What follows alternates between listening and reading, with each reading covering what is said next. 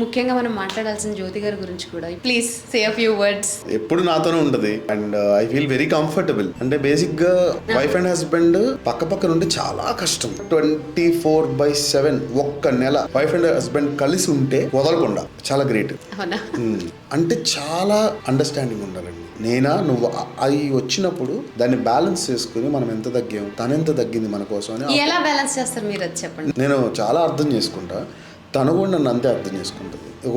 తను చెప్పింది అనుకోండి, ఈ స్టెప్ బాగాలేదంట, ఆ టైంలో నువ్వు నాకు చెప్తావా, నా ఎక్స్పీరియన్స్ అంతా ఇలా మాట్లాడను, అది తప్పు. ఎందుకంటే అప్పుడు నేను తనకు వాల్యూ ఇస్తా. బాగాలేదా, సరే ఇంకో ట్రై చేస్తానన్నా అంట. మళ్ళీ అది కూడా బాగాలేదని అనుకోండి, అప్పుడు కూడా అదే అంట. సో అక్కడ అండర్స్టాండింగ్ అది. When it comes to her, తను ఏంటంటే నాకు కొన్నిసార్లు పేషెన్స్ లెవెల్స్ లాస్ అయినా, సమ్ ఫైనాన్షియల్ టెన్షన్స్ అవ్వచ్చు, వర్క్ ప్రెషర్ అవ్వచ్చు, అప్పుడు తను కూడా సైలెంట్ అయిపోతుంది. అట్లా ఒక బ్యాలెన్స్డ్గా వెళ్తాం, ఇద్దరం పక్కనే ఉంటాం 24/7.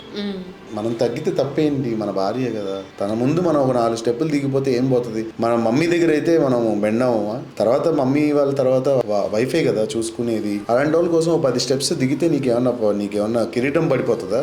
కాదు కదా. So that is what I believe.